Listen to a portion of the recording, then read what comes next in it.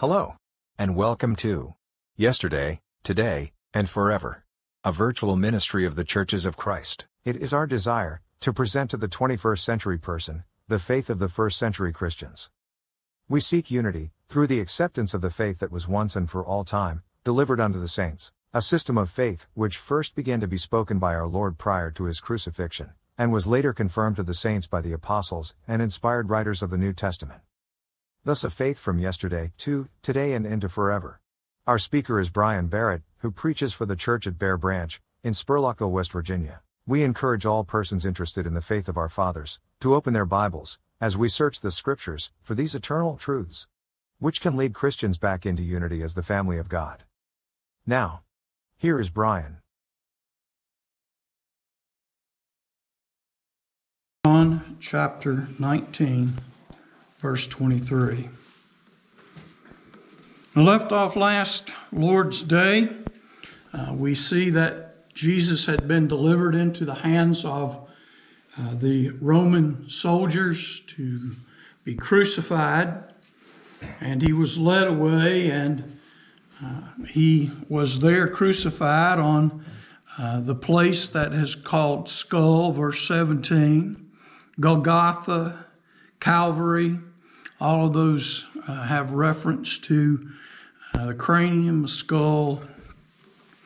And as we enter into our study this morning in verse 23, then the soldiers, when they had crucified Jesus, took his garments and made 4 parts, to every soldier a part, and also his coat. Now the coat was without seam, woven from the top throughout. They said therefore among themselves, let us not rend it, but cast lots for it, whose it shall be, that the scriptures might be fulfilled, which said, they parted my raiment among them, and for my vesture they did cast lots. These things therefore the soldiers did.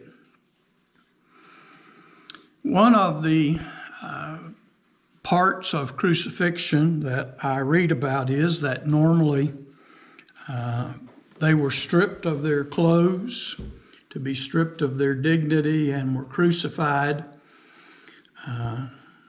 as we primarily would say, naked. There may have been some type of loincloth, but a lot of times anything they were wearing became the property of the Roman soldiers. They ain't going to need it anymore, so they're not coming off the cross. They're not going to need it anymore. And so the soldiers who was doing the crucifixion parted his garments. Now, generally speaking, of course, he would have probably had shoes, sandals. He would have had the inner garment that was worn under the coat, and then the coat.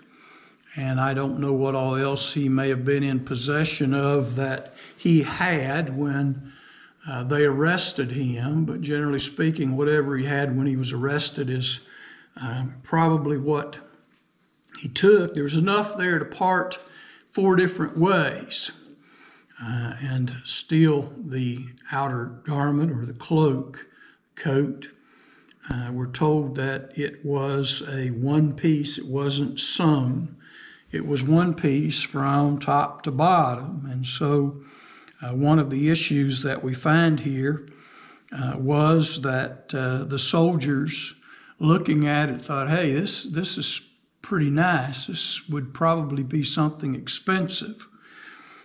I'm sure that Jesus in his lifetime received many gifts, tokens of appreciation for what he did, who he was.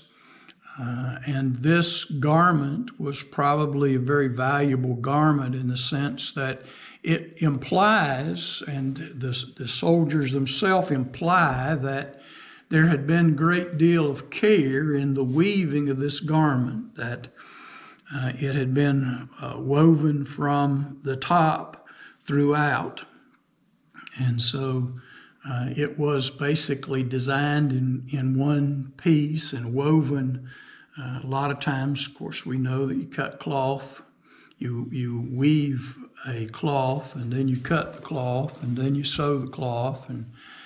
But this was something that was unique and special enough that they did not want to divide it. Again, the humiliation of all this is while you're there on the cross dying, you see people arguing and fighting over who gets what, and casting lots ultimately for his garment.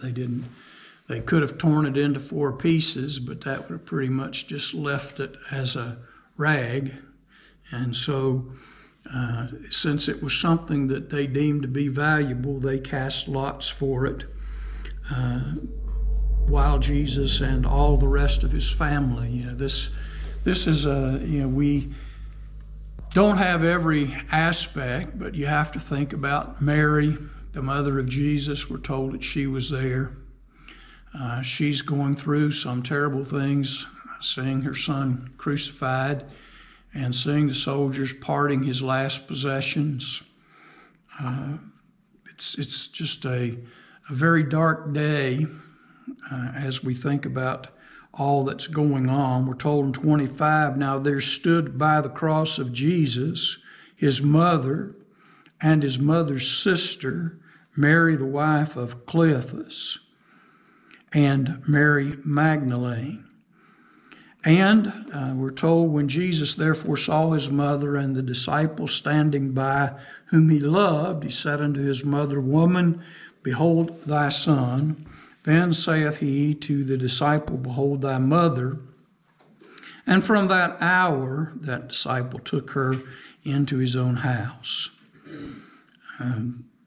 Again, while the soldiers are busy parting his garments and taking his possessions, he shows concern for his mother and who will take care of her. And so he chooses, as is stated here, the disciple whom Jesus loved, and that is usually understood to be John.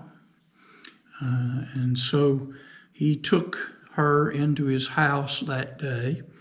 Now it's interesting that Jesus had other brothers and siblings, but for whatever reason, he chose to put the care and the keeping of his mother in the hand of John. Of course, as the elder son, or the eldest son, he was in essence the patriarch of the family, and so he had certain responsibility as the patriarch and to see that his mother was cared for. Much has been said as to why he chose John instead of some of the others. I think it's just simple practicality, in the sense that he knew John was going to be alive a lot longer than the rest of them. John may have been better off financially than some of the others.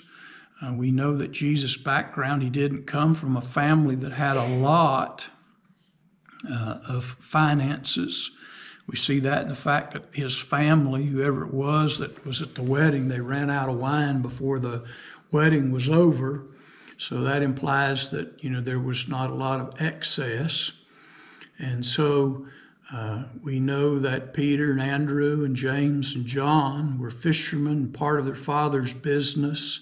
And so it may very well be that John was in a better position financially, so that, again, there not be a burden. Didn't mean that the rest of her kids still didn't love her, wouldn't be around her, wouldn't associate with her. It just means that Jesus was concerned about who was going to provide for her, care for her.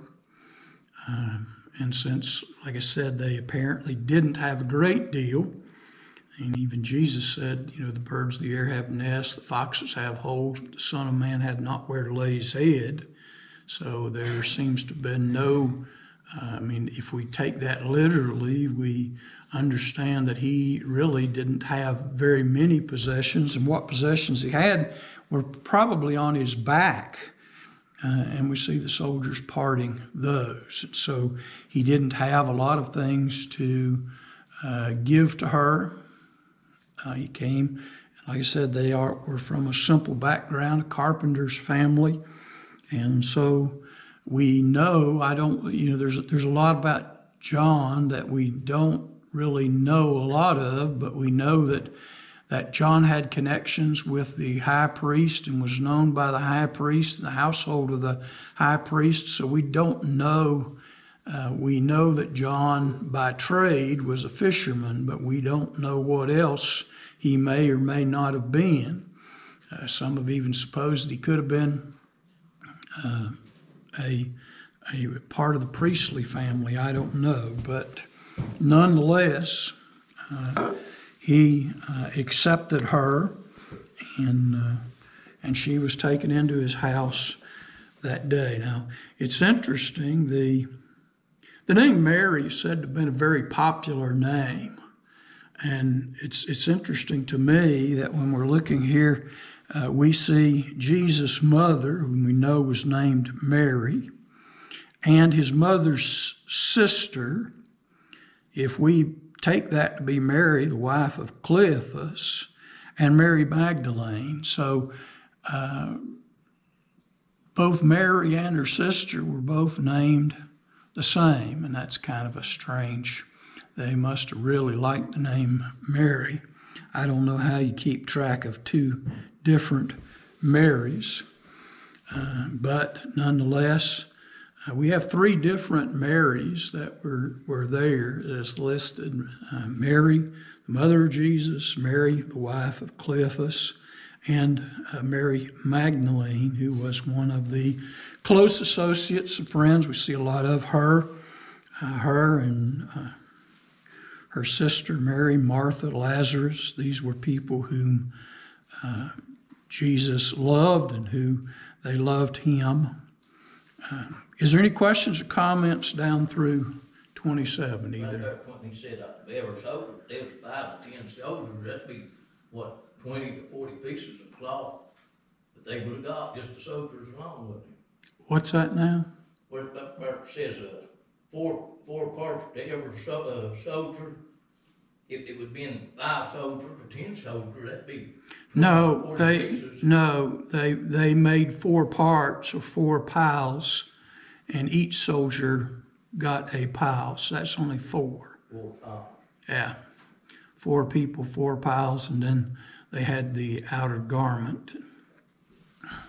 Well, where that says that they parted these garments when they cast lots for the one, says that the scriptures might be fulfilled. Did they know the scriptures, or is that just making a statement that the scriptures might be fulfilled? It's just do a. I think that was a statement.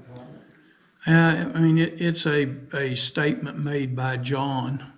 John mentions various places in here where it's a fulfillment of that. That comes out of the book of Psalm 22. I just wondered if the soldiers that parted it knew that. No, I don't think so. This is just a footnote of John that in so doing, in the casting of lots, it fulfilled the prophecy, and that prophecy's back in Psalm 22. Yes. Another thing, he must have didn't have any clothes on when they ripped the skin off that.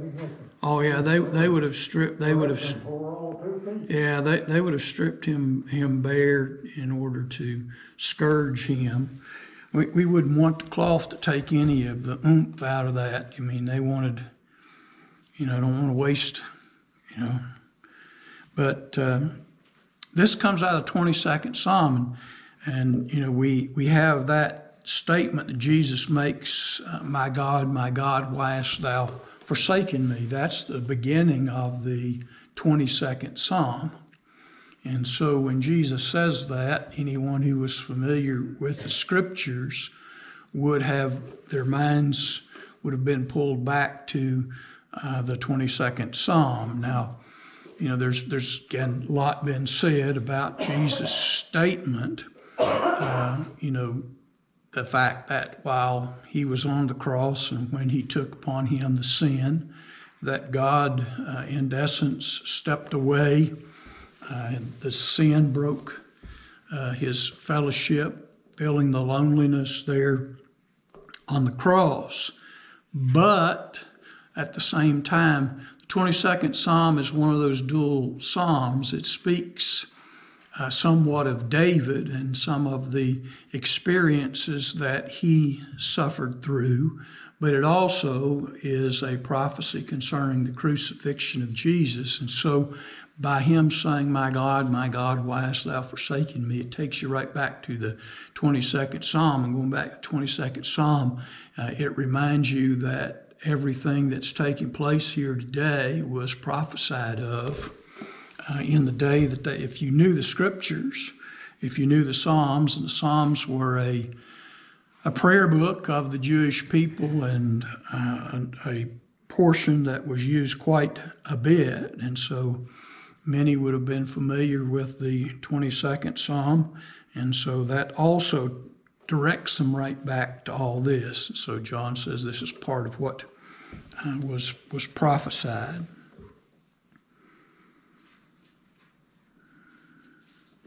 Then verse 28 says, "After this, Jesus, knowing that all things were now accomplished, that the scriptures might be fulfilled, saith, I thirst. Now there was set a vessel full of vinegar, and they filled a sponge with vinegar and put it upon a hyssop, and put it to his mouth. When Jesus therefore hath received the vinegar, he said, It is finished, and he bowed his head and gave up the ghost." Now, that, as I said, as we've seen before, this is not a full rendering of everything that took place on the cross. We know that there were some who came by saying he saved others, himself he cannot save. And that goes back to the 22nd Psalm also. My God, why hast thou forsaken me?" The 22nd Psalm. So a lot of what we see and what we read about is the fulfillment of that psalm. And knowing that everything was finished, that was accomplished, Jesus to this point, and including the crucifixion, there's a lot said about prophecy, and somebody who wanted to try and pretend to be the Messiah could try to duplicate some things in their life to make it look like they were fulfilling the prophecies. But when it comes to the crucifixion, again, what purpose would it, the person would have to be, either the Messiah or insane to have someone crucify you and kill you just to prove a point. Because if you're dead, and you're not going to benefit from that.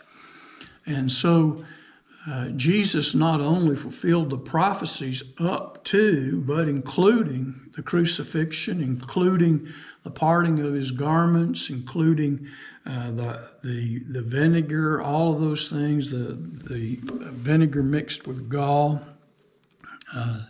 And so there was no more prophecies to be fulfilled to that point. Jesus to that point has fulfilled every prophecy. And that's what he means. It's finished. It's accomplished. Everything that he had to do up to the point now of his death, there was nothing more for him to do but, in essence, die for the sins of mankind. And so he says it's finished. He bowed his head and he gave up the ghost. And so this is a choice that he made. He made the choice to be the propitiation, the sacrifice for our sins. He made a choice. Some people say, well, he died too quick. They had to break the other people's legs. We're going to see the soldiers had to come and break their legs so that they would die. And as we said, some have commented that people sometimes were on the cross for a considerable bit of time. Getting the vinegar mixed with gall, which was a painkiller, some people would take that. Jesus was not interested in taking that, but others would take that, and they would fight. And Jesus didn't have a reason to continue to hang on the cross. Once, as he gets to the point, he says it's finished. That is, it's all the prophecies to that point is fulfilled. he chose, and he says it's finished. He bowed his head and gave up the ghost. And so, while it says he bowed his head, he probably slumped at the same time. And of course, the weight on his lungs and heart and not fighting that is what brought about his death. So he chose when he was going to die. Yes, he was on the cross, but again, he could have fought and delayed it, or with all things being fulfilled, he gave up the ghost. He made the choice as to when he was going to die. Anything down through 30? One more thing is John didn't record the part where he had the conversation between two thieves. Yeah, John didn't have a about the conversation with the thief on the cross and all the things that go. We some of those things were written in the earlier part of the church, and Matthew, Mark, Luke were probably written before the destruction of Jerusalem, where John was probably written after the destruction of Jerusalem. And so, again, many of the things were already accounted for, already known. And it just sort of seems that John adds a few things that maybe the others haven't, some of the things they did. But you really have to read all 4 accounts to understand that. And of course, when Wednesday night we're studying the fourfold gospel, so when we get over there, we'll be able to put that into the parallel kind of study. But like I said, there's issues between him and the religious leaders that's not mentioned here about he saved himself, or he saved others himself. He cannot save. There's issues about the thief on the cross. I don't know whether that was an issue back then or not. Today it's a big thing, especially when we're talking about baptism. A lot of people say, well, what about the thief on the cross? He saved others, and he can't save himself. Yeah. And so, we don't have, a lot of people say, well, the thief on the cross wasn't baptized. Well, we don't know that.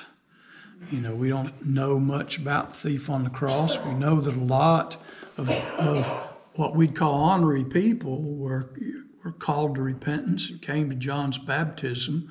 He knew something about the kingdom. He knew something about Jesus, and he knew enough to ask him, when you come in your kingdom. Now, you got to think about that. You have somebody hanging on the cross with Jesus, and, he has enough faith in Jesus that when he comes in his kingdom, to remember him. That's a pretty strong statement of faith, and he knows about the kingdom, and so they had been preaching. John and Jesus' disciples and John's disciples had been preaching, repent for the kingdom of heaven is at hand. And so there's more of a likelihood that he was baptized under the baptism of John. But again, he was also a Jew and still under the covenant that the Jews had with God. And so it's still not in the church. So that may have been another reason why John didn't spend a lot of time. The thief on the cross. I've heard lessons and lessons and lessons, both pro and con to that whole situation. But one of them a rich man, the other the poor man. The thieves on the cross. No, the prophecy in Isaiah 53 about making his grave with both the poor and the rich.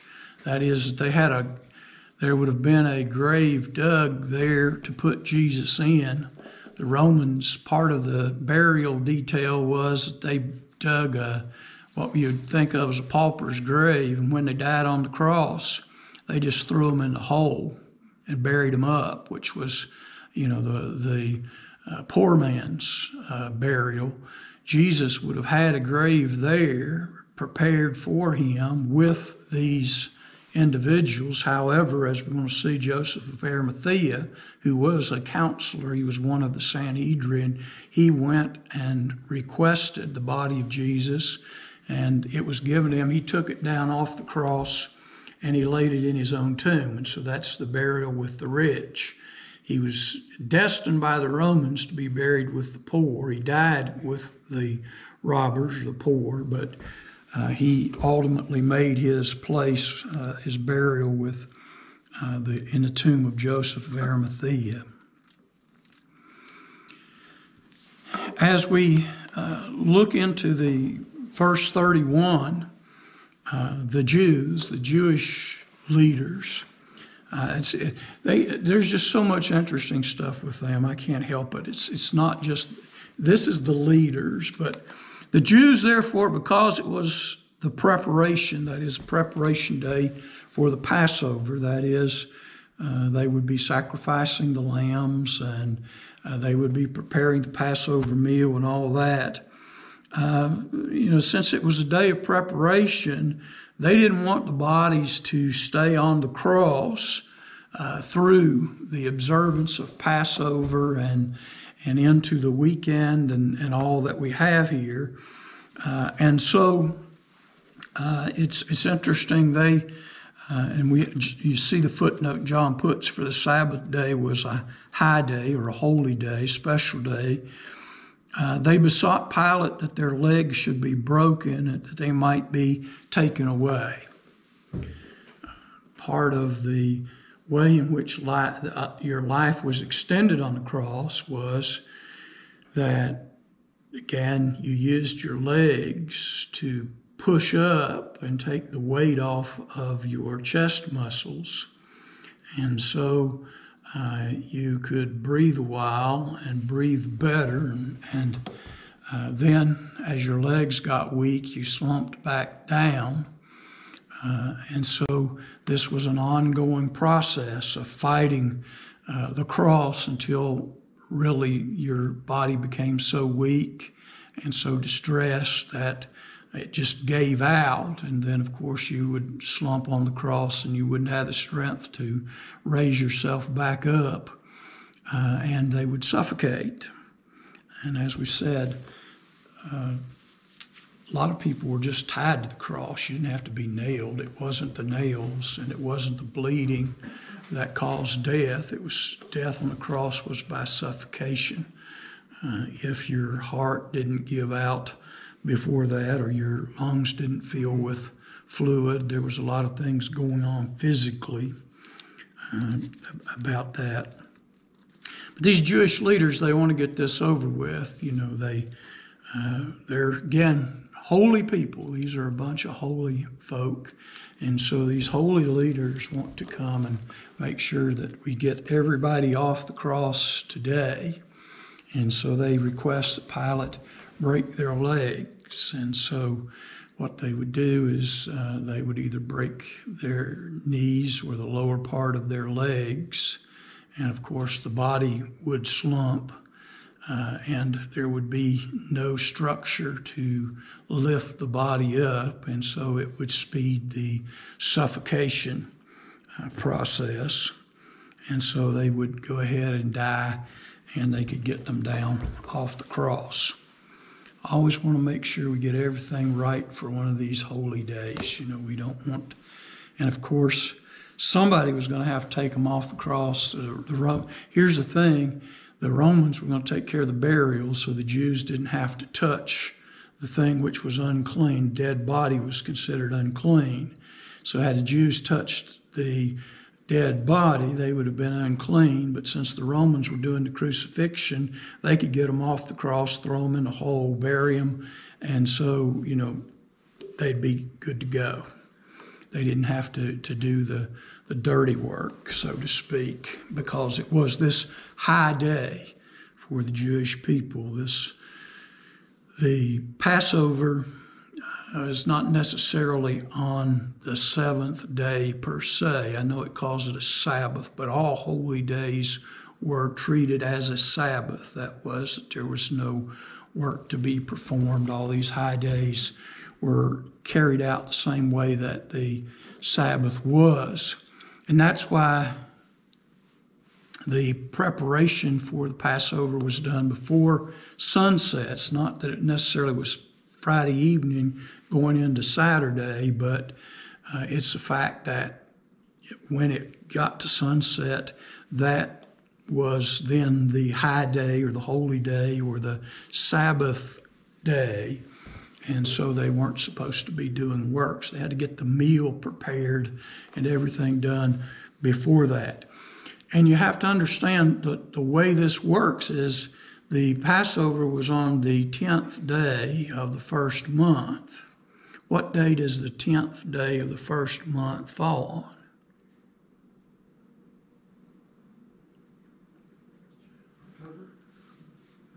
Again, you know, it's going to float. It's going to be on a different day, just like here. I mean, what day of the week is the 10th day of September? Again, it's the 10th day, whatever that is. And so the new month started with the first speck of the new moon. And so the new moon, as it begins to be visible, that's the head of the month or the start of the month. And then from there you count 10 days. So if it starts on Tuesday or it starts on Monday, and if you look at a calendar, what day does a full moon or a new moon or whatever start? And you see those things move around all over the place because that's on a 28-day cycle.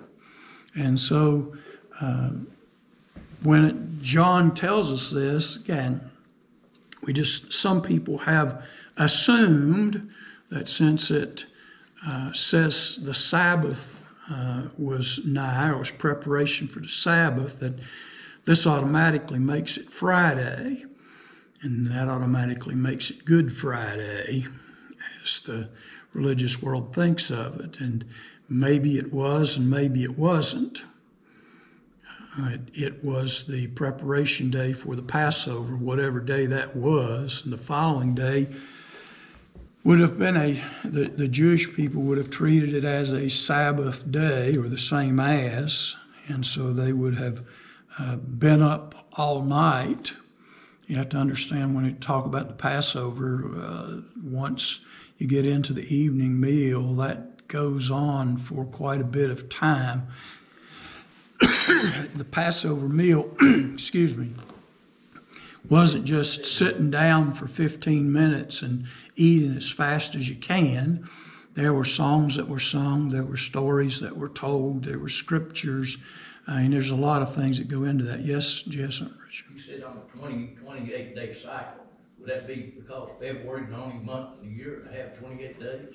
Well, no, it's just the moon's on a 28-day every 4 weeks. I mean, that's pretty much the way the cycle, the moon works. It's on In a season, like summer. So again, when you're talking about months, that's going to change. And the way that they kept track of time, I've mentioned it before, but we have leap year every 4 years where we add an extra day in. The Jewish people didn't do that, but after a while, because these 28-day months and 28, 29-day months, their calendar got all messed up, and so you're moving back towards the real early spring or winter for Passover, and so after so many years, they had to fix their calendar. They had a leap month. They had a whole extra month. They had 13 months they threw in there that fixed that, and so. Again, unless you've got a computer and you have a specific date and day that you're aware of, it makes it kind of hard to really say this was on Friday or this was Good Friday. The likelihood is it probably wasn't, but I'm not going to get into that. Again, they came to Pilate and they wanted their legs broke so that they could get them off the cross. Again, with Pilate, you think he cared one way or the other? No. So, I mean, they came, they said, we want to get their legs broke. We want them to die before the evening, before the sun sets. We need to get them off the cross. And so, again, to appease the Jews, Pilate just like, go break their legs. Tell the centurion or the person who's in charge of the detail, break their legs. And so that's exactly, then came the soldiers and break the legs of the first and the other, which was crucified with him. So they were still alive. I have a lot of people who say that Jesus just kind of passed out. He didn't really die. And their evidence for that is that, look, these two guys were still alive and kicking and doing well and had to break their legs. So, it just don't seem right that Jesus died that quick. And of course, he'd been scourged. He'd been through a lot the night before. There's lots of reasons, and we could go into, but the primary one is he chose when to die. It's finished. He gave up the ghost. There was no reason for him to go any further. And when they came to Jesus and saw that he was dead already, they brake not his legs. But one of the soldiers with a spear pierced his side, and forthwith came there out blood and water. And so they didn't break his legs, but we just want to make sure he's not playing possum. And so in order to do that, they just poked him with the spear. And of course, there came out blood and water, and some doctors have made a lot of comments, but this is part of the process, the strain, the buildup of excess fluids and things on the lungs and around the heart. And so the water, we all know people who've basically been drowning in their own fluids. And so that's pretty much what happens on the cross. You drown, you suffocate. And so when they pierced his side, there came out blood and water. And he that saw it bear record, and his record is true, and he knoweth that he saith true, that ye might believe. And that's basically a certification of John. We remember that the disciple whom Jesus loved, which we take to be John, was there at the cross with Mary. I'm sure you would want to take her away, but no mother is going to just walk away when her son's suffering like that. And so John was there giving comfort to Mary, and again from that hour he started taking care of her, and so part of that was being there with her until he died on the cross. And so John and them were still there at the cross, and he saw what was done to the other two. He saw what was done with Jesus. And again, they shall look upon him whom they have pierced, another scripture which is prophesied. Anything down through 37?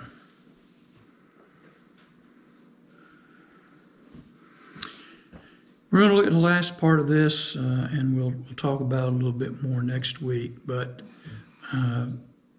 after all this had happened, we're told that Joseph of Arimathea, being a disciple of Jesus, but secretly for fear of the Jews, besought Pilate that he might take away the body of Jesus. And Pilate gave him leave. He came therefore and took the body of Jesus. And there came also Nicodemus, which at the first came to Jesus by night, and brought a mixture of myrrh and aloes, about 100 pound weight. They took the body of Jesus and wound it in linen clothes with the spices, as the manner of the Jews is to bury. Now the place where he was crucified, there was a garden, in the garden a new sepulchre, wherein was never man laid. There laid they Jesus, therefore, because the Jews' preparation day for the sepulchre was nigh at hand. And so we have Joseph of Arimathea and Nicodemus taking care of that. And the interesting thing for this is that as Jews, them taking care of Jesus, they would have been defiled. They would have been defiled and should not have partaken of the Passover.